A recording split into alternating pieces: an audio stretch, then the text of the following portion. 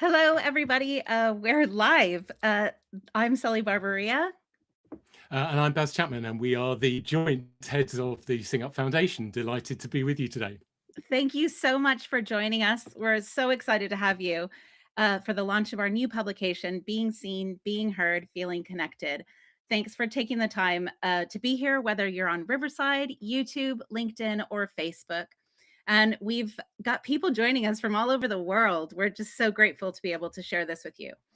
In just a moment, we're going to share a short video to introduce you to the publication, and then we'll move into a panel discussion with our brilliant panel with Professor Graham Welsh from UCL's Institute of Education, Benjamin Turner from Rap Club, and my colleague here, Baz Chapman, and facilitated by the wonderful Catherine Zezerson, the chair of Sing Up. And we can't wait for you to hear from them. But first, just a few quick tips. If you're on Riverside, you can send us comments and questions using the chat. You can also request to ask a question live on video, though we may not have time to bring everybody in. If you'd like to do that, please type your question when you send in the request. And just a quick reminder that this webinar is being recorded and will be shared. So if you do join live on video, just be aware of that. If you're watching on YouTube, Facebook, or LinkedIn, please send your comments and questions there too. Our colleagues are monitoring the platforms and will relay your questions to the panel. So let's get started. Brilliant. Thank you, Sally. I'm just going to play you a short film now.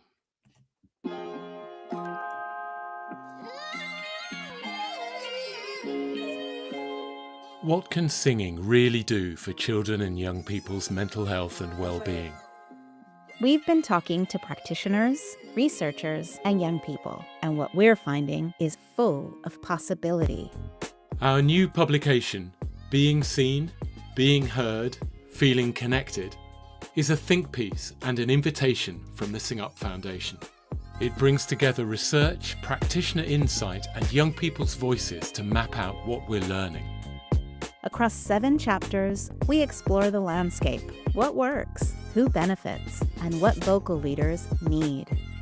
Real voices run through every section, practitioners sharing what they see, young people describing what they feel. We're discovering that when young people struggle, what they're often experiencing is disconnection. And singing has this remarkable capacity to reconnect across multiple dimensions, all at once. But it doesn't happen automatically. The practitioner matters, the space matters, the relationship matters. We've mapped out where the evidence is strong, where practice is running ahead of research, and where we need to go next. Music kind of became my safety net that I could fall back on every time life was getting too much. Every time I'd get a bit panicky over things going on, I was like, okay, let's just write something down. I just kind of use that energy to make it into something that I enjoy. If you've experienced trauma, it's actually really difficult to build intimacy with people at a psychological level because you don't necessarily know how much you can trust other people. So in a singing situation, it's like a kind of safe danger. You can choose how much you commit yourself into the group singing. Exploring your own experience through music is a passport to freedom.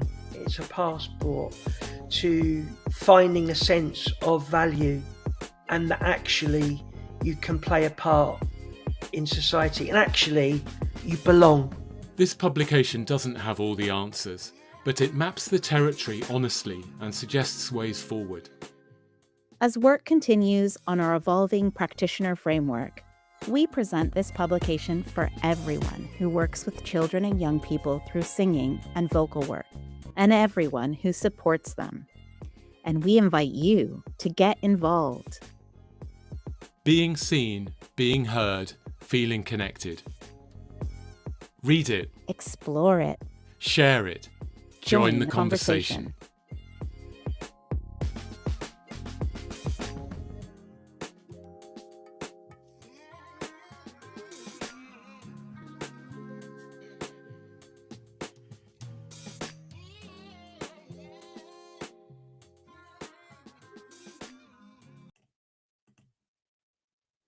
Okay, so before we hand across to the panel, I'm just going to do a little bit more of an introduction to what the publication itself actually is. There we go. So this is a synthesis and I suppose a snapshot of everything that we've learned so far about singing and vocal work and its ability to support children and young people's mental health. We've drawn on a huge range of sources, the conversations we've had, our podcast, our roundtables, the reports that we've read, and the published research that's out there. And I'm just going to share with you now 6 of the key findings from the report. There are many more, but these I think give a good taste of what this is about. There remains a mental health need. We surveyed the subscribers to the Sing Up Foundation at the end of last year, and 71% of them described mental health challenges for the children and young people in their settings as severe or very severe. So we are in an ongoing crisis of mental health for our young people, and how we respond to a crisis, of course, is different from how we would respond to a general need. Exploring where singing and vocal work can fit possibly at the front line of that crisis is what the report is about. How deep can we go into mental health challenges with this work and be able to transform young people's lives, or fit in with the broader tapestry of what's on offer? And yes, policy is changing. The system is doing its best to adapt, but it's not there yet. And there's much that we can do. Singing for well-being and singing for mental ill health are not the same thing. So an upbeat song with a feel-good vibe might work brilliantly for some people, but for young people who are really struggling, it might not, or in fact, it might have a detrimental effect. Of course, it's about more than just repertoire, but it's a really important aspect to understand what going deeper into this work actually means. Connection is a huge thing that's come out of this, and the fact that mental health can cause and be caused by disconnection, and yet we know that singing can cause connection in so many ways. There surely must be a way to bring the two together, and we explore this through a theory of connection. That links also to the published research that's out there, and there's all kinds of research, as you probably know, into the benefits of singing and vocal work, much of which is actually published on our website. But across all of the research, the really strong evidence and consistent evidence is around social connection and belonging. And of course, that presents a wonderful opportunity. Safety, a safe space is really important. And we've done some great work with Blue Cabin and created some resources around what we actually mean by a safe space in this context. And we link to that from the report, but it covers multiple dimensions. And then finally, in that same survey that I mentioned, 82% of respondents said they believe that singing has a strong role to play in mental health, but only 26% said they felt very confident to do it. That's a huge gap. And that's why our real focus from here is on the practitioner and whoever they may be, whether they are a teacher, a professional music leader, or whoever. How can we best equip them to help to work more and more effectively within this space? And also, how can we make sure that they are properly supported? We don't have full evidence yet of this, but we suspect that while some organisations are brilliant at providing wellbeing support for practitioners, we sense that there is a lot more that can be done, and some areas where it's not happening as well as it should be. If we're dealing with young people in a difficult place, we must support our workforce. So that's one of the key strands that we'll be picking up next. But enough from me. Let's now hear from the panel. And I'm delighted to hand across to someone who's been a part of Sing Up since, well, before day one. Catherine Zetterson, over to you. Thank you, Baz. And it's really a pleasure to meet you all, however virtually we're meeting. Yes, I've been with Sing Up since before it existed. And I'm really proud and happy to be the chair of the group of Sing Up Limited. And within that, we have a separate chair of the foundation. I would just like to say a few things about how we're going to do this. So we're not going to have you there sitting behind your screens falling asleep, we hope. The idea is to create as much of a sense of interactivity and being in the same room as we humanly can within the liberating bounds of this technology. Welcome to everyone. Welcome to you from all of the different countries and probably time zones that you're in, and languages. And I hope we are, sadly, we're not offering translation into all of your languages, but I hope we speak clearly and plainly enough that we can be understood. And if there's anything that is not clear, please ask in the chat. We're going to hear from panelists. I'm going to facilitate a bit of discussion between them, and then I'm going to be inviting questions periodically from the floor, but I'm also going to be addressing questions to you all as well, so that we can hear some of your thinking about all of these matters. So it is my great pleasure to introduce Benjamin Turner, founder of Rap Club and Spit Game, whose work uses rap, beatboxing, and creative vocals to build connection and confidence with young people. Great to see you, Benjamin. And we have Professor Graham Welsh, Chair of Music Education at UCL Institute of Education, one of the world's leading researchers on singing and child development, and probably been around Sing Up even longer than me, probably more than 20 years of supporting this journey. So Graham, welcome to you. It's wonderful to see you all here. So we're going to start up with Benjamin is going to give us a couple of minutes of his take on the report and perhaps wider context. Over to you, Benjamin. Great, thank you. So with the report, I found the report really aligning with a lot of what I see in the schools and with the young people that I work with. The thing which I found really important was how it focused on the conditions being crucial. And so I want to just say something about what we're seeing are those conditions that we're up against, as well as the mechanism that we're finding is driving a lot of the behavior and the kind of well-being and youth distress issues at the moment. From what we're seeing, young people today aren't really disengaging from creativity. Rather, they're adapting to an environment where being seen carries a real risk, but also is kind of intrinsic to being and to existing. Youth culture today runs on kind of two engines. One is success culture, which is the need to be immediately seen to be successful without any of the process. And then on the other hand, there's humiliation culture, where any mistake, even if it's not a mistake, can be turned into something which defines that person as a joke. And you can see that in terms of the content that goes viral and in terms of which young people are gravitated towards.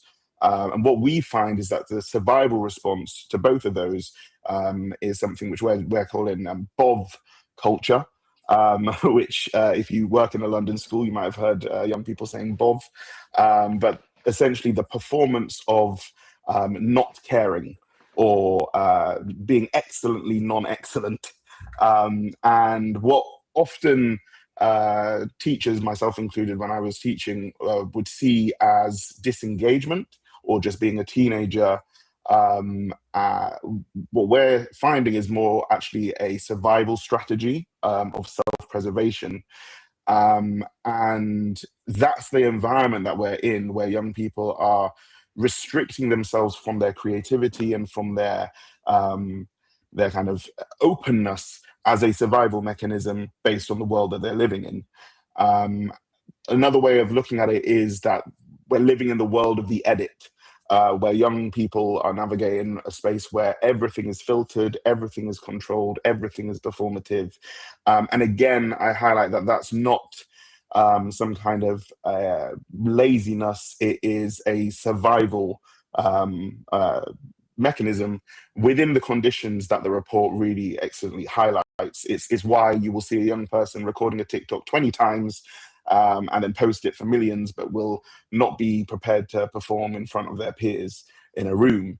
And so what the report, I feel, is showing is how is the need for these spaces for unedited space. And one of the most powerful unedited forms is the voice. It's unedited creativity, it's unedited sound, it's unedited kind of process where your voice is you.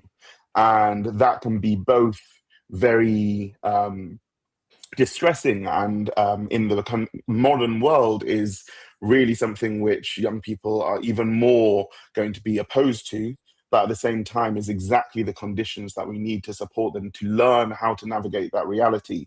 And I feel that what the report intrinsically is showing is that we need to approach these creative spaces the right way, but they also are arguably the best setup spaces to ask a young person to stop performing, support them in how to remove the mask, but also so that they can learn to put down the mask and to be unedited and to create. Where the conditions are right in that space, young people won't step away from the edit because they're asked to step away from it. They're going to choose to step away because the conditions have made a space where they can be. And unfortunately, in the world that they're living in, they don't have enough spaces to be real. And that's one of the powers of singing, where it is intrinsically a real experience. So that's kind of the finding that I'm finding with it, and how it's giving me a tool to be able to talk about a lot of the issues and the environment that we're seeing for the young people we're working with. Thank you so much, Benjamin. And I've written so many things down to ask you further about, and I'm sure colleagues not visible are doing the same thing. So keep your notes so we can come back to Benjamin and ask him some more about those really fascinating points. Graham, over to you. First responses to the report. Yes, well, this is a very welcome opportunity to reflect on the intrinsic and wider benefits of singing, and also the excellent work of Sing Up and its foundation. So this is greetings from me from St. Agnes Catholic Primary School in Tower Hamlets, where I'm working with a colleague today and tomorrow. We're researching aspects of children's rhythm, but we're also regularly in here. We've been researching aspects of children's singing, well-being, and mental health. So reading this report prompted a few thoughts based on my personal and professional experiences. First of all, perhaps something for the adults in the room. That as a school governor, I recognize that schools are under enormous financial pressure, with increased costs and limited income, challenges with special educational needs, for example. So staff, including senior leadership teams, can also benefit equally from collective singing, such as with their pupils, which can also enhance the sense of being part of this shared community. So it isn't just for the children and the young people, it's also for the adults in the room, and doing it collectively might be just that kind of fun thing which eases some of the tensions of the day and reminds people why they went into education in the first place. I'm also very willing to acknowledge in the report that the repertoire choices, which give pupils voice in all senses, are important to support their engagement, especially during adolescence. And this can reduce something that we often see in schools, this sense of my music or their music, and have a greater sense of our music that we own and share collectively. I also wondered about how IT can support collective singing, especially for those non-confident adults working with young people. We've had nearly 100 years now of BBC broadcasts for schools, as well as more recent Sing Up resources, which demonstrate that we can sing along with media, which can be purposeful, engaging, fun, as well as being educational. Hundreds of years ago, when I was a primary school teacher in inner London, singing together and time and tune were absolutely wonderful resources for me. One other thing that was picking up what Baz said is that many years ago, in 1979, a psychologist called Antonovsky offered the concept of salutogenesis, which focuses on the origins of health rather than focusing on the causes of disease and ill health. And one of those in this concept is a sense of coherence, of the world being somehow comprehensible, manageable, enabling us better to deal with life stresses. So we need these kind of generalized as well as specific resistance resources to enable us to look after our health, to be positive, as Baz was suggesting. I also like, and I'm delighted to see Benjamin here, that the report stresses that it's voice work, including singing, with many different kind of multi-genre examples. I mean, I can remember being in Northwest USA where it was common for schools to engage in vocal jazz in a way which I hadn't come across in the UK. It's also to see wonderful work in beatboxing going on, for example, including with clinical and neurodivergent children, young people and adults in London. I also remember that young children will engage in songwriting. I can remember this when I was teaching a class of eight-year-olds, and I've been doing some poetry work with them and some creative writing. And this child came out to read the poem, and she said, "Would you like me to sing it?" So I said, "Oh, well, okay, fine," you know. And then several others stood up and said, "Oh, well, I can sing mine as well." And I suddenly realized that these children were creating poetry, and they had melodies in their heads as they were creating these.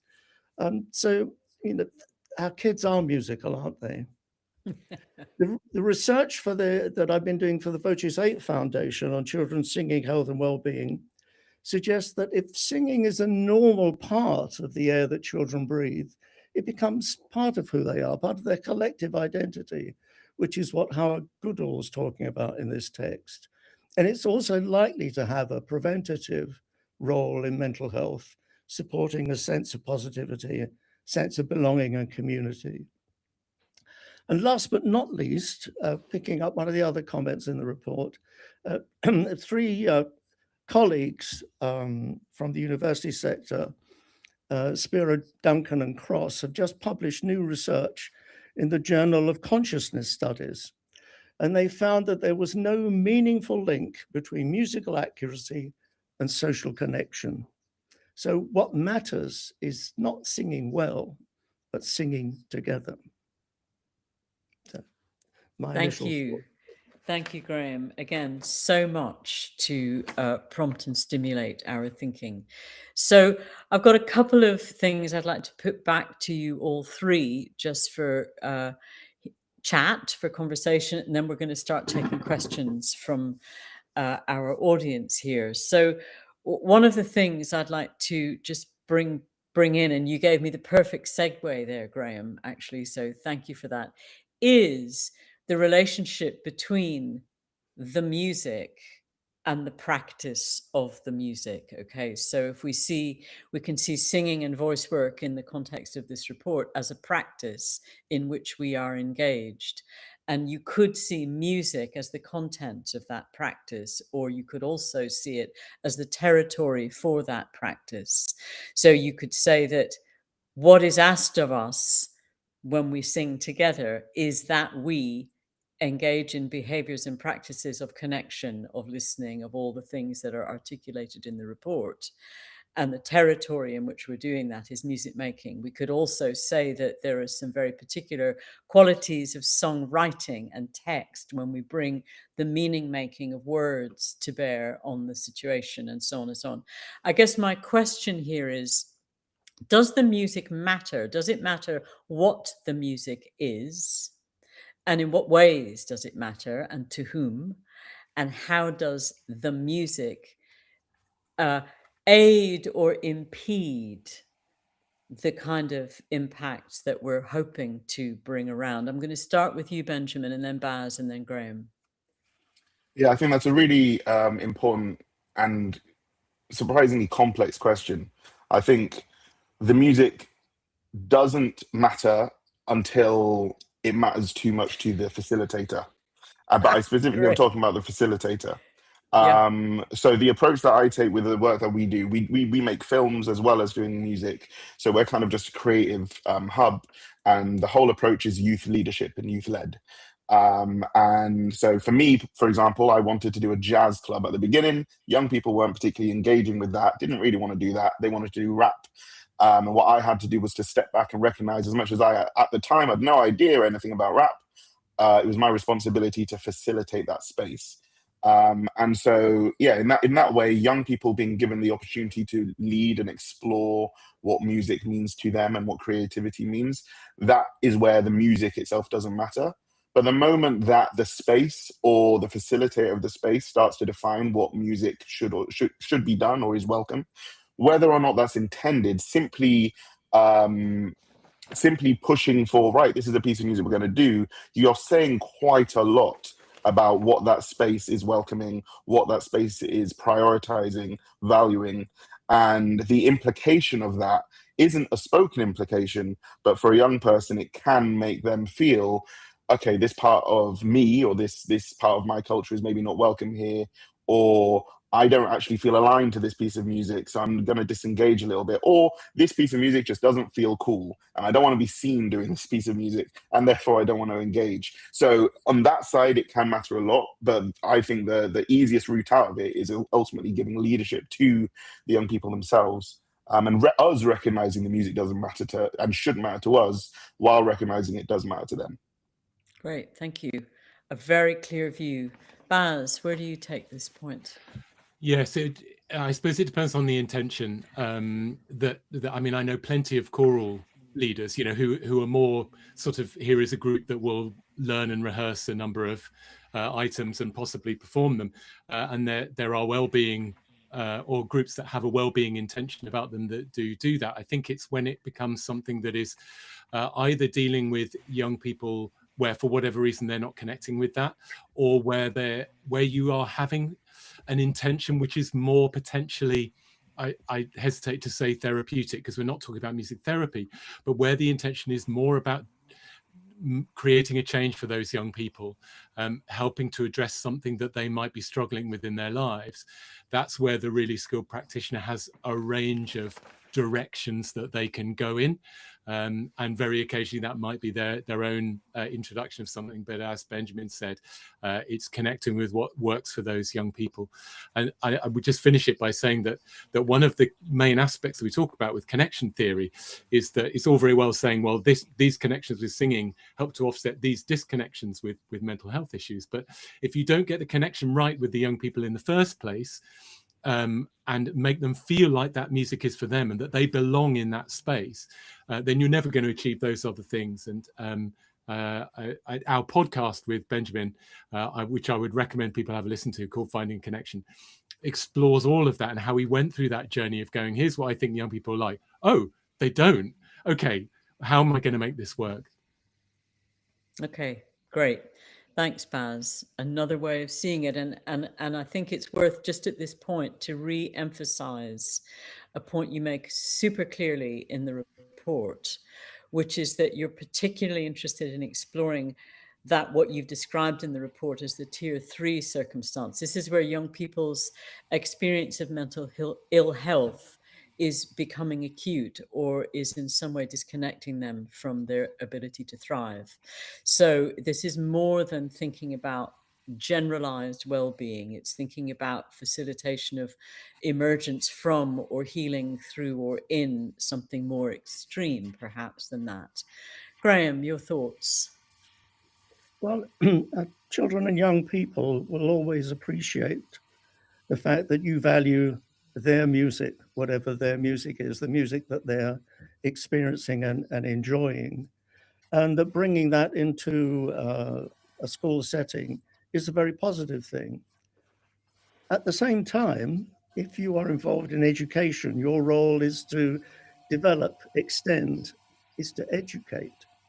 And so that you're also going to be taking the opportunity to draw parallels perhaps with other music, or to offer up other examples that the children haven't come across. So in a former life, when I was a primary school teacher in Tooting, between the cemetery and the dog track, in a somewhat challenging situation. We did a concert once, which was Love Songs Through the Ages. And these children were singing Dowland and also singing Beach Boys. And the choices were some of mine and some of theirs. It tells you my age. But it was something that seemed to work because they recognized that there could be links in lots of different kinds of musics when you start getting down to the nature of what music is and how it works and how it connects with us. What a richness of responses. I will add a thought, and then I'm going to go over to you, Sally. I know that we've got some questions in the chat that there may be some that relate to this question of repertoire, and we may broaden out as well. I just wanted to just share a sort of reflection come provocation, I suppose, which is that if we are taking the view, which I think I would support, that your connection theory proposition is explaining a little bit about why singing might be of support and benefit in this context, then there is probably more to ask about the music than simply whether or not young people like it or whether or not it gives them a sense of agency. There may be more to ask about music itself as a medium and the impacts of sounds and combinations of sounds and rhythms and grooves and the ways in which music itself is a physical force that we relate with and relate to. And I know that's a whole other, it's a whole other report, it's a whole other research project. But I think it is interesting because music can disturb us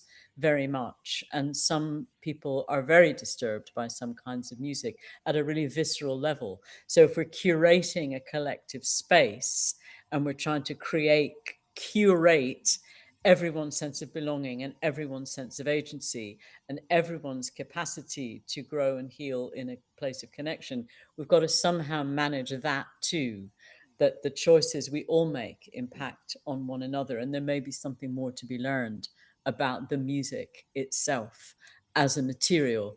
Sally, would you like to offer us some questions here? You can put them right up on the chat if you like, or if you have someone who wants to ask live, up to you. Sally's sitting in the back here. So I have a question for the panel, please. Should well-being be an explicit part of music education? And if so, how do you think that should be done? Okay, who'd like to kick off on this one? I'm happy to jump in. Thanks, Benjamin. Yeah, no, my perspective is that it really shouldn't be explicitly part of it. I think as soon as young people feel like they're in a therapeutic space, that shifts what that space can be. And I think one of the most impactful elements of creative spaces is that they are doing the therapeutic work without having to feel or sound therapeutic. At the same time, I think that the practitioner should be aware of the what the overall work is doing and how it is supporting well-being and the responsibility that carries, and the responsibility to not make a young person feel observed by opening up creatively. So I think it is intrinsic, but it shouldn't be made explicit, if that answers the question. Yeah. Baz, Graham, any thoughts on that question about well-being in education?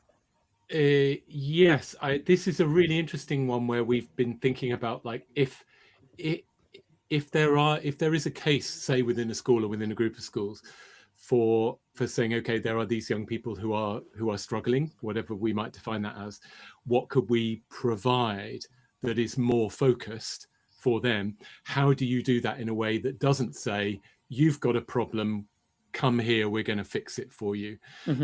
Even though music making might be a really appealing thing, and I don't think we necessarily got the answer to that, but I will pick up on something that Graham said, which is that if you are going to be overt about it, get them involved in the design and understanding the research interest in it, rather than just going, we've pre-created this thing for you, which I thought might be an interesting one to explore at some point.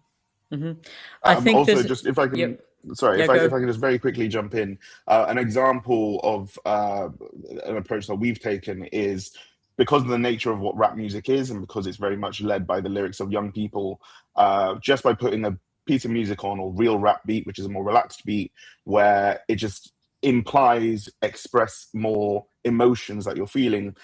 So many instances where young people who would really not want to engage in a lot of things are really expressing a lot, which they wouldn't want to say. And that's where it's not, here is a exercise of a therapeutic exercise, but actually it's more impactful because it's culturally aligned with what they approach the kind of art form with, and that just inevitably results in, oh, I'm actually talking about some issues which I'm struggling to verbalize, but through a creative form I can. Just from a research perspective, Alf Gabrielson did many years of research into performance and emotion. And what he found was that teaching his undergraduate musicians about emotion consciously gave them much more hold manageability of the musical material. They perform music in lots of different ways to express particular kinds of emotions, because most of the time they didn't know that they had an emotional correlate for their music. So the question is not that we have to teach well-being, but we certainly have to teach about music and emotion in our music sessions. And one of the other things that came out more recently from colleagues in Jyväskylä in Finland is that sometimes young people, particularly adolescents, they actually like music which magnifies a negative emotion. When they're really feeling down, they sometimes want to listen to music which seems to make that, or at least from the outside, even worse, but actually is a cathartic response. It's a release of some of that kind of emotion. Can I just just to add on to it? Oh, sorry, we're both wanting to add, but just to add to what Graham was saying, I completely, that phenomenon of using music just to listen to express their emotions is almost, I feel particularly nowadays, that kind of, here's an armor of, I'm not creating this, I'm not saying anything, but this reflects my feeling in a way which feels less exposing. I think that's a core element. Sorry, Baz. Yeah, that's right. I'll take your point, Baz. Then we're going to move on to some other questions. It'll be quick, just to respond to the question, really, which is just to say that if it is a part of the music education, it is part of a picture of music making and singing, which is part of the culture of the school. And if that's not in place, actually well-being is a good way in, because there's so much evidence about the value of it. It's as good a reason as any to get singing happening across the school or across a group of schools. Great. And like so many evolutions or improvements in the way we do things to include people, it benefits everybody. So if we make our classrooms and schools places that nurture everyone's well-being, it benefits everybody, whether they thought they needed their well-being nurturing or not, I would think. We've got a question from Jeremy Sleeth, who is the chair of the Sing Up Foundation and on whose watch all of this work has been done, which is tremendous. So we're very grateful for that, Jeremy. And the question is, in the first case addressed to Benjamin, it is, what could the Sing Up Foundation seek to create that would enable others to recreate that safe, unedited place for young people to be themselves? I wonder what your thoughts might be on that. I mean, I think the first thing is, I think Sing Up already has some really a growing breadth of resources. I know we were involved in helping develop a rap resource just to make sure that there's a range of different kind of cultures reflected in the resource. But in terms of, and this kind of ties to another question that I saw around training for teachers or vocal coaches, and I think a lot of it comes down to just training programs, but not necessarily in the kind of the sense of we need to understand this element or this element of well-being. It's around the need for cultural humility, I think, is a really important aspect. I feel also the positionality of the teacher in terms of, and this kind of links to the repertoire question as well, There have been times where I know I could make, and I use that word very specifically, a group of young people do a choir performance song because I am a teacher who they respect, and they're going to engage, and they're going to do this, and I can list all the benefits. But the moment that I can allow myself to pause and just think, why this versus what they might want to do instead? What is it that I'm actually trying to teach? Is it that I am trying to open the breadth of different music available to them? Or is it that I'm actually, my view of breadth of music is my music adding onto there as well? Actually, within their breadth of music, there is so much to be explored. It's like the perspective of, so many young people want to be the next Stormzy or want to be the next pop artist, but they don't know how to get there. And yet often what we do is we think, okay, we need to expand beyond that when we haven't even covered the core part of what they're really passionate about. So I think a lot of it comes down to just our approach, and particularly the cultural humility. So I want to move now then into this area of developing and supporting singing leaders, music teachers, practitioners, vocal practitioners, the adult allies who will be supporting young people in a range of contexts. And Sally, I believe we have a live question. Is that right? Are we about to get a live question? I'm backstage, front stage, right? So yes, here we go. Do we have a live question, Sally? We do have a live question from Kathy Phillips, but I don't know why it's just disappeared. So I can ask another one from, let's see if Kathy can join us in a bit, but I'll ask this one from Lacey Jam that I can't put on the screen because it's quite long. So I'll read it out loud to you guys. So it says, kids in my classes up until the age of 8 to 9 are quite receptive and do call and response, learn songs in foreign languages, etc. However, after age of 9, and obviously around puberty, 11 to 12 years and on, the age of shame kicks in, and it's extremely tough to have students engaged, even if they might enjoy the music. Do you have any suggestions? So that's from Lacey Jam. The age of shame. Yeah. Wow. Okay, then. Any thoughts? Graham, Baz, Benjamin, the age of shame and how to get past I'll let one of the others speak first. I have a few thoughts. Okay. Graham, what are your thoughts on that one? All that you've seen and observed. I think it chimes with what we said earlier and what the report says, is that there will be some music somewhere that resonates with that particular individual. Most young people will listen to music. Some of them, the research tells us, up to 5 hours a day. So if there is music which makes sense for you, then part of the role of the adult is to find out, explore what that music is, or to provide a very large, if you like, menu of activities so that this music kind of pops up. I mean, and I'm saying that as someone with a 14-year-old at home who's into heavy metal, but who is also willing to try out more classical pieces, and realizes that whatever the musical skills are that he's developing on one instrument might actually be applied to another and to other kinds of musics. Every child, young person, I think, will have some kind of musical hook. The challenge for us is to discover what it is. And how do we do that? Baz, any thoughts? I want to hear Benjamin's first, and then I might go for it. Okay. I mean, I think the primary to secondary shift is a significant and quite long-term issue. Like, it's been a thing for a long time, that kind of drop off in engagement. And I think ultimately, from what I've found, it comes down to a core principle, which is the social cost, and that being a new thing that is developed. So in the primary school environment or younger environment, it's very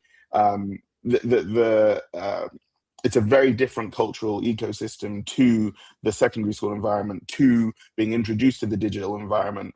And suddenly the social cost of choice is massive. It's the reason why in year 7, it's the reason why in every school that I've taught in, our choir is mostly year 7, and then you've got a couple of year 9s and year 10s in it, and then for the most part they're either there as the I'm the excellence example or I'm the leadership example, so they almost have an excuse to be part of the choir because they need to have something to balance the social cost.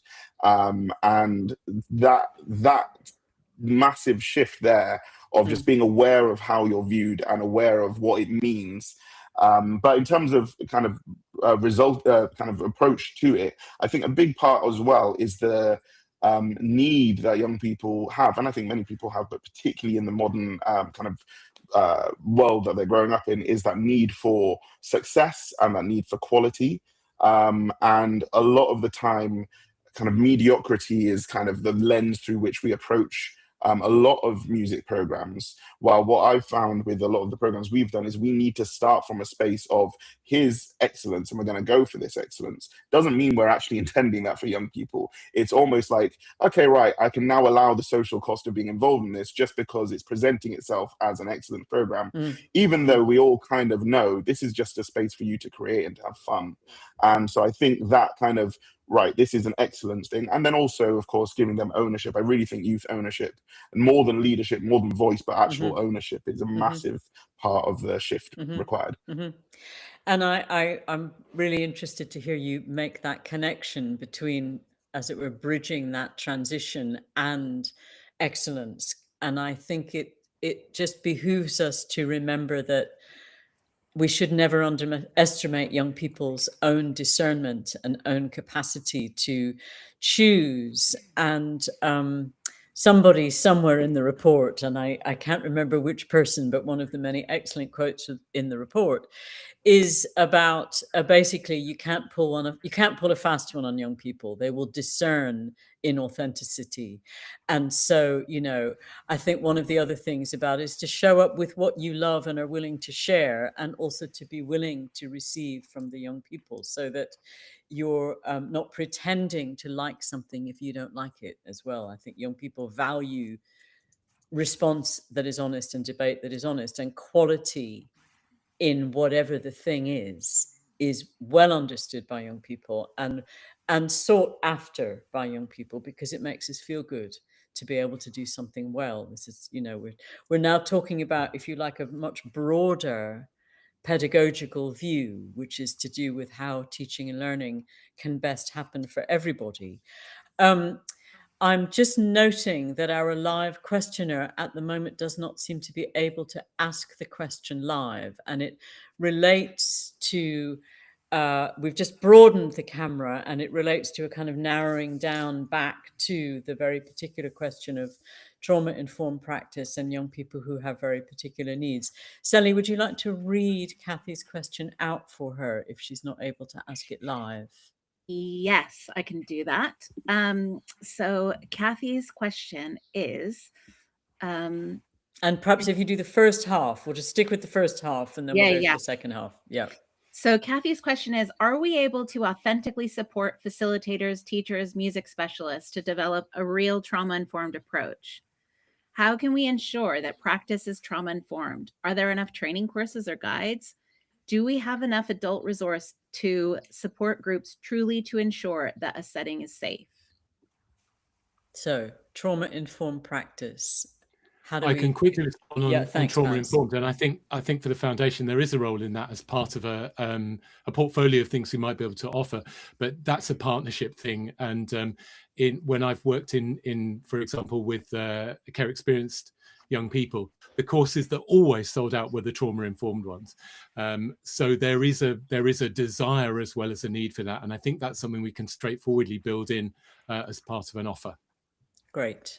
And I'm just going to follow that up actually with Emily Bell's question, which is, what training do you think vocal leaders and singing teachers should be getting as a bare minimum, even if their practice isn't centered around well-being? So it's, how do we build this up? Graham Benjamin, any thoughts? Well, I mean, my first thought was, I wonder what the correspondence is between the report and the pyramid, and the main Sing Up set of resources. So I think there's probably, picking up Jeremy's point, that there's a kind of useful mapping that could go on there to see whether the resources are rich enough to work across the pyramid. And I think the word trauma then for me is focusing on particular aspects of the pyramid. And as Baz said, that really needs to be worked out with professionals who are experts in that field, in which you bring in the singing professionals together and say what's needed. And that group should also have some practitioners and saying, well, this is where we're coming from. But you could have a very fruitful, I think, positive engagement in taking the agenda forward in that way. And I would say that the question of support, training and development, continuing development and support for anybody working with singing and vocal practice more widely with young people is a question that needs constant attention. It doesn't just need attention in the particular case of singing for mental health. It just needs attention because it slips off the agenda and slips off the agenda. Paradoxically, perhaps because we do all have a voice, it somehow feels like it's the thing that is least attended to in teacher education because it's least valued. Benjamin, any thoughts about trauma-informed or related topics? Yeah, the model that we take is that all of our young leaders who are now working in schools with young people are alumni of our program, which I think just highlights that that kind of relational aspect is so crucial. They might not have had the same training as other teachers or as myself, but they're much better skilled because they're starting from who they are and what they are bringing in relation to the young people. Now, that's definitely not me saying that you cannot be completely culturally different to the young people you support. I'm very culturally different to all the young people that I'm working with. But I also think the framework that the report has, do, know, be. I think, if anything, I'd say really starting with that be, with that understanding of who you are in that space, and then adding on with the know. I think it's that, like I've said a few times, that cultural awareness and that really understanding where am I bringing myself and my values versus where am I supporting this problem. Right now, we've been having a lot of conversations about masculinity, and a lot of the time we have to keep pausing to think, at what point are we addressing a harm versus are we trying to shift towards our values? And I think that that's just really important for anyone in a position of power, with especially young people, to be thinking, what is the healthy norm that we're aiming for, rather than where are we bringing our ideal into it. Not trying to say ideals are wrong, but just trying to make sure we understand where we are crossing that boundary, which can be a positive thing as well, but just being aware of that. Great, thank you. And I'm just going to read out the point that Jeremy Sleeth has just made in the chat on this point of training and support for staff. I think we have a responsibility for support and supervision of our staff in the same manner as those working in mental health within the NHS get. This will take a shift in employer working practice in some cases, especially in the mainstream, and maybe a place that we could collectively lobby for. And earlier on, there were some questions and comments about policymakers and funders who absolutely would need to come into this conversation. I'm just going to give you one question, Benjamin, which is a question of factual definition. Can you just clarify for some of our viewers, what is the difference between youth ownership and youth leadership? Ooh, I've not actually been asked that many before. Yeah, no, that's a great question. I would say youth leadership is being responsible for others. It's being a leader. And that's why you can have a program which is a young person doesn't really love, but they can be a leader within it. And ownership is essentially, this is mine. This is my thing that I'm building, that I'm part of. And it is, I think, quite a significant difference between the two. But yeah, that's essentially in the nutshell.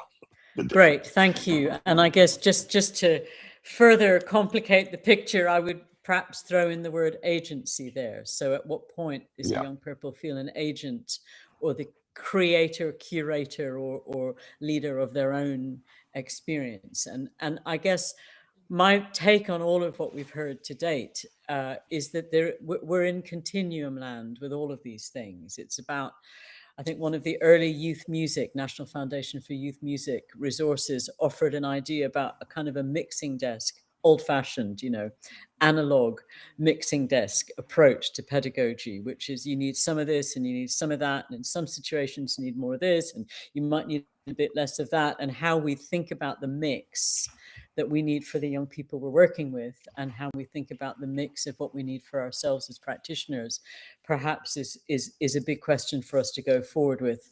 Huge research agenda unfolding. Graham and all colleagues on screen who might help to support developing and funding that research agenda. Huge training, support and development agenda. Similarly, anyone who's got some help to offer and how we might build that, and a conversation unfolding. I just want to put a question out to everyone on screen, and my invitation to you all is to answer this in the chat stream, which is, what is one thing that you're going to go and do as a result of being involved in this conversation, or you would suggest someone else might like to go and do? Could be reading, doing, connecting with, finding out about, touching into.